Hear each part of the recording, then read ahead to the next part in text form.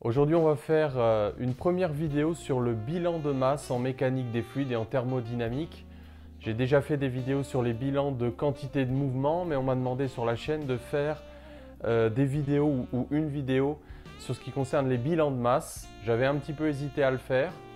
Et puis finalement, je me suis dit que c'était quand même très important de faire deux vidéos sur les bilans de masse. Pourquoi? Parce que sur le bilan de masse, on voit vraiment la différence qu'il y a entre les bilans en mécanique des fluides sur les systèmes ouverts ou les bilans sur les systèmes fermés. Et c'est très important pour toi que tu saches bien que dans ton cours, par moment, on fait un bilan sur un système ouvert. C'est le cas par exemple en diffusion de particules pour établir l'équation de diffusion. Et c'est le cas, comme on va le voir aujourd'hui également, pour établir l'équation de conservation de la masse. Une première méthode, donc on peut faire un bilan sur un système ouvert dans lequel il y a entrée et sortie de matière. Et il y a d'autres fois où on fait un bilan sur un système fermé. C'est par exemple le cas des bilans de quantité de mouvement pour appliquer le théorème du centre d'inertie ou le premier principe de la thermodynamique à un fluide en écoulement. Et donc dans ta tête, il faut que ce soit très clair. Est-ce qu'on me demande un bilan sur un système ouvert ou un bilan sur un système fermé? Et justement, pour les bilans de masse, on peut faire les deux. Alors, c'est vraiment l'occasion d'illustrer ces deux méthodes qui se ressemblent beaucoup, mais comme très souvent en physique, la difficulté c'est que ça ressemble, mais c'est pas pareil. Et toute la difficulté, c'est dans le c'est pas pareil. Donc aujourd'hui, on va établir l'équation de conservation de la masse, d'abord à une dimension, telle que c'est précisé dans le programme de prépa en deuxième année, en PC, je pense aussi en PSI. Et donc on va le faire aussi en 3 dimensions, ça c'est du hors programme avec la formule de Green-Ostrogradsky. Mais ce que j'aimerais te montrer, c'est que finalement si tu le sais le faire à une dimension, tu vois beaucoup mieux la physique. Et après le faire en 3 dimensions, finalement on arrive aussi à extraire la physique de ce bilan en 3 dimensions si on a bien compris à une dimension. En plus, on va reprendre le raisonnement qu'on a fait en diffusion de particules, ce que j'ai fait dans la première vidéo sur la diffusion de particules pour établir l'équation de diffusion, le bilan temporel, le bilan spatial. Donc l'idée pour établir l'équation de conservation de la masse, qu'on appelle aussi parfois l'équation de continuité à une dimension. Donc là, je vais l'écrire justement à une dimension. Donc elle va s'écrire comme ça, la dérivée par rapport au temps de la masse volumique. Alors a priori, donc la masse volumique est fonction de x et de t quand on a un écoulement à une dimension. La vitesse d'écoulement, elle aussi, dépend de x et de t à une dimension. On n'est pas forcément en régime permanent. Alors attention, là le v, ce n'est pas un volume massique comme on note parfois avec des minuscules, mais c'est bien la vitesse d'écoulement du fluide. Donc on va établir cette équation à une dimension.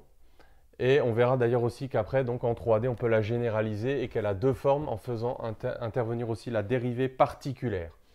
Alors pour établir cette équation, c'est assez simple. On va reprendre le raisonnement qu'on a fait en diffusion de particules. Il y a une petite phrase magique, c'est « je vais évaluer de deux façons différentes la variation de la masse contenue entre x et x plus dx pendant dt ». Donc on va évaluer la variation de la masse contenue dans ce volume de contrôle fixe, ce système ouvert. Il y a entrée et sortie de matière. Donc de volume d taux égale s dx pendant l'intervalle de temps dt. Donc deux choses élémentaires dans le bilan, le volume dans lequel on travaille et également l'intervalle de temps durant lequel on va travailler. Alors la première manière d'évaluer cette variation qui va être d'ordre 2, c'est de faire un bilan temporel. Le bilan temporel, c'est très simple. C'est regarder la masse qu'on a dans ce volume de contrôle. Donc un système ouvert, entrée et sortie de matière à l'instant t. Regardez ce qu'on a à t plus dt. Et donc la variation entre t et t plus dt, c'est donc masse finale moins masse initiale. Et donc c'est le bilan temporel, très simple. La première façon d'évaluer cette variation. Donc on va simplement utiliser la définition de la masse volumique. Donc la masse à l'instant t, c'est la masse volumique en x à l'instant t, donc fois le volume d taux, donc fois s dx. Alors bien sûr, pourquoi est-ce qu'on travaille dans un volume élémentaire? C'est comme en diffusion de particules ou même en diffusion thermique quand on veut établir l'équation de diffusion thermique. C'est pour pouvoir considérer que ρ est uniforme à l'ordre le plus bas à l'intérieur donc de cette tranche entre x et x plus dx. On est obligé de travailler sur un système élémentaire. Et donc à t plus dt, on a la même chose, seulement on est en train de regarder à l'instant t plus dt. Et donc il suffit de reporter ceci dans le bilan de masse. Donc on voit qu'on aura ρ de x à t plus dt moins ρ de x à l'instant t fois s dx. Et là, par un développement de Taylor à l'ordre 1, donc on regarde la variation sur la variable t. Donc ça va faire dρ sur dt en xt fois dt fois s fois dx. Donc c'est le bilan temporel, c'est standard, c'est comme en diffusion de particules. La masse a varié parce qu'on peut constater que la masse volumique a varié entre t et t plus dt. Alors maintenant le bilan spatial. On peut se poser cette question, mais pourquoi la masse a-t-elle varié? Pourquoi la masse volumique a-t-elle varié? Eh bien c'est parce qu'il y a eu entrée de matière en x et sortie de matière en x plus dx. Donc il faut qu'on évalue la masse entrante pendant dt et la masse sortante en x plus dx pendant dt. Alors pour ça, on va utiliser le vecteur j, le vecteur j massique, dont le débit, donc j de x et t, c'est ρv.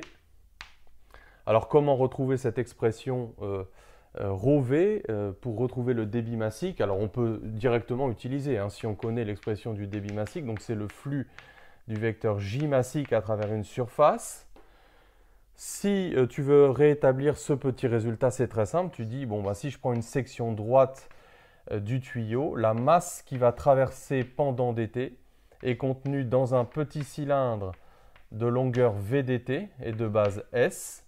Donc cette masse vaut ρ s v dt. Et là, on voit naturellement arriver le vecteur ρv, le vecteur j, donc dm sur dt.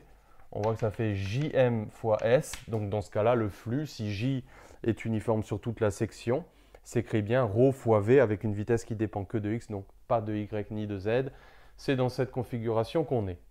Donc on voit que la masse entrante en x, je vais tout de suite dire que c'est ρ en xt fois v en xt, donc ça c'est j massique fois la surface fois dt. Et puis en x plus dx, on a la même chose. Donc à la fois ρ et à la fois v varient en fonction de x et de t bien sûr, mais là on regarde la variation en fonction de x. On a multiplié par dt à l'extérieur, donc à l'ordre le plus bas, là aussi on peut prendre v à l'instant t dans les deux situations. Et donc ici la même chose. Alors on va considérer globalement le produit ρ fois v, on reste groupir, comme j'ai l'habitude de dire, c'est la fonction ρ fois v, dont on a la valeur en x moins la valeur en x plus dx, donc en xt fois dx fois s fois dt.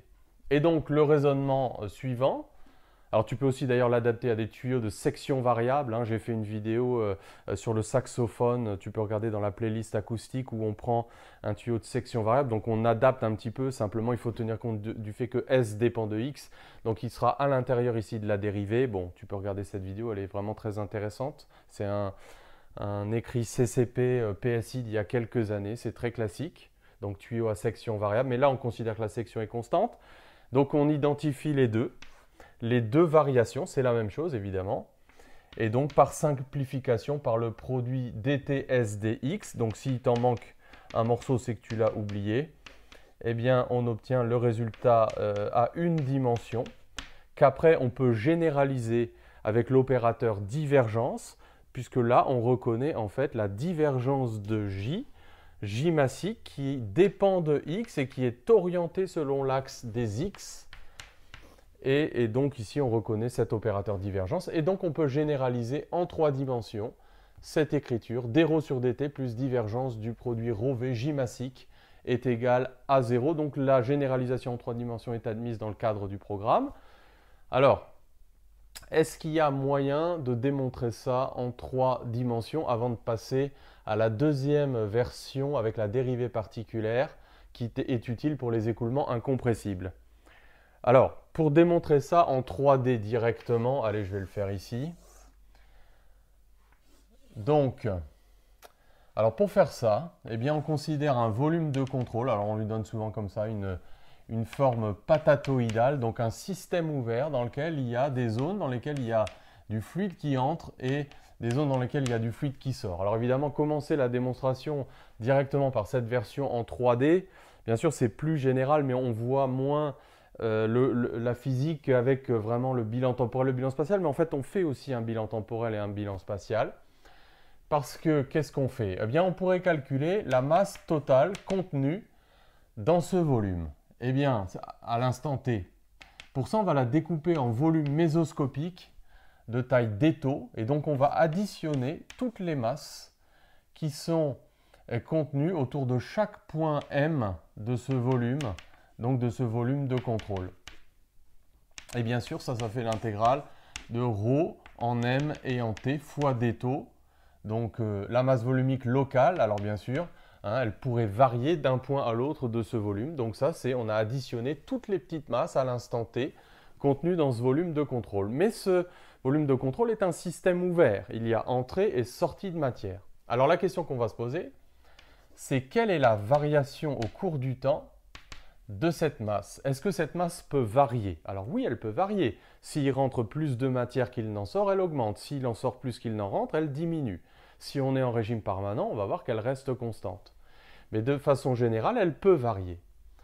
Et pourquoi pourrait-elle varier?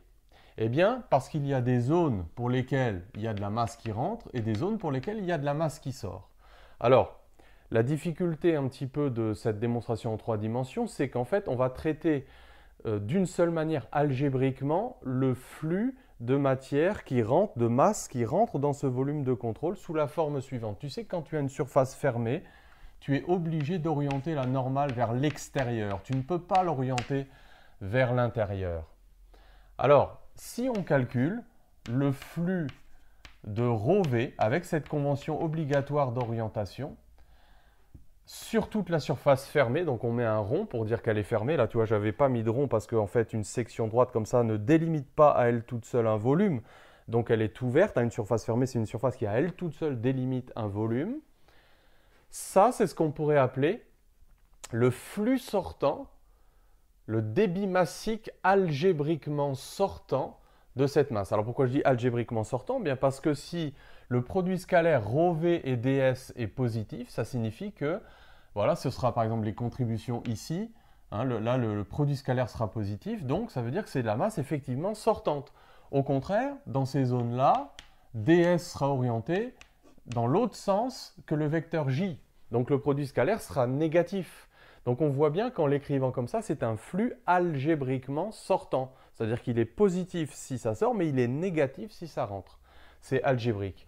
Alors, regardons un petit peu. dm sur dt, c'est la variation de la masse. Or ça, c'est le flux sortant. Et nous, c'est un peu la convention du portefeuille. On va compter positivement ce qui contribue à une augmentation de la masse et négativement ce qui contribue à une diminution. Donc on va mettre un signe moins en fait. Ce signe moins, c'est pour respecter cette convention. Seront comptés positivement les flux qui sont véritablement entrants et négativement ce qui est sortant. Voilà, d'où l'origine de ce moins, c'est souvent ça un petit peu la difficulté. Et donc la fin de la démonstration repose sur l'égalité de Green-Ostrogradsky. Donc Green-Ostrogradsky qui nous permet de transformer cette intégrale en surface en une intégrale en volume de la divergence de ρV dans le volume. Donc on transforme un flux sur une surface fermée en une intégrale en volume. Tout ça pour pouvoir la mettre sur un pied d'égalité avec la dérivée par rapport au temps de la masse. Alors on voit que si on dérive ça par rapport au temps, eh bien on peut rentrer la dérivée sous l'intégrale puisque j'intègre par rapport à l'espace et que les variables d'espace et de temps sont indépendantes. Hein. On est dans une description eulérienne. Donc les variables d'espace et de temps sont indépendantes. Donc je peux dériver sous l'intégrale. Et donc ça va s'égaliser donc avec cette dérivée. Je peux tout mettre sous le même signe intégral. Donc divergence de ρV plus dρ sur dt. Donc là maintenant on a 2 plus d taux égale 0. Donc c'est une intégrale en volume. Alors attention, ce n'est pas parce qu'une fonction a une intégrale nulle que la fonction est elle-même nulle. Mais dans ce cas particulier, ce qui est important, c'est que c'est vrai quel que soit le volume de contrôle que l'on choisit. Donc par contre, si tu as une fonction qui a une intégrale nulle et que c'est vrai pour tout domaine d'intégration, alors nécessairement la fonction elle-même est nulle. Et donc grâce à ça, on a démontré que ce qui est sous l'intégrale est nul, ce qui correspond à l'équation dite de continuité ou dite de conservation de la masse, Personnellement, j'aime pas trop cette appellation conservation de la masse parce qu'on a vu que la masse ne se conserve dans ce volume de contrôle que si on est en régime permanent. Si ρ dépend explicitement de T, on n'est pas en régime permanent et la masse varie. Donc on appelle ça équation de conservation de la masse, mais attention, ça ne veut pas dire que la masse se conserve toujours. Alors, cette équation est particulièrement utile pour montrer la conservation du débit massique à travers tout tube de champ en régime permanent, puisque leur divergence de ρV est nulle. Et la deuxième expression avec la dérivée particulière, elle est utile pour les fluides incompressibles, ou les écoulements incompressibles plus précisément, parce que quand un écoulement est incompressible, ça signifie à l'échelle de la particule de fluide qu'elle garde son volume, qu'elle ne se dilate pas, qu'elle ne se contracte pas. Elle peut changer de forme, mais son volume reste le même. Et donc, sa masse volumique ne change pas quand on la suit au cours de son mouvement. Et donc, quand on a un écoulement incompressible, ce n'est pas la dérivée locale qui est nulle, mais c'est la dérivée particulière de la masse volumique qui est nulle. Et donc, on aura div de V égale 0. Ce n'est pas tout à fait pareil que div de ρV égale 0. Donc, dans le cas d'un écoulement incompressible, on a la conservation du débit volumique, le flux du vecteur V à travers la surface. Et en régime permanent, on aura la conservation du débit massique. Bien sûr, il y a des cas où les deux, et c'est très souvent le cas en mécanique des fluides, les deux sont vrais simultanément. À ce moment-là, on a à la fois la conservation du débit volumique et du débit massique. Alors, comment passer d'une formule à l'autre, d'une formule de conservation de la masse à l'autre?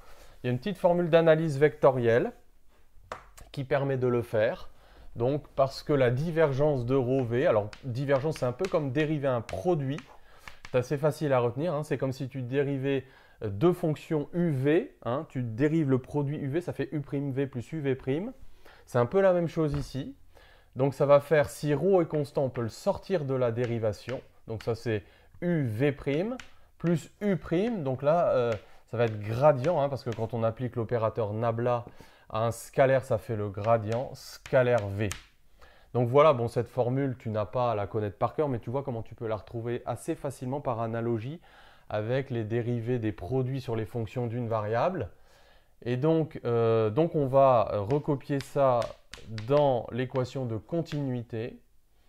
Donc je vais mettre, alors on peut la réécrire aussi V scalaire gradient, et on peut même l'écrire comme ça, V scalaire grade appliqué à ρ. Je te rappelle que pour les champs scalaires, on a vu ça dans la vidéo sur la dérivée particulière, la place des parenthèses n'a pas d'importance. Par contre ici, si tu mets un champ vectoriel, attention, c'est V scalaire grade opérateur appliqué au champ vectoriel. Là, tu n'as pas le choix des parenthèses. Donc, il faut faire attention à ça. La dérivée particulière appliquée à un vecteur ou à un scalaire.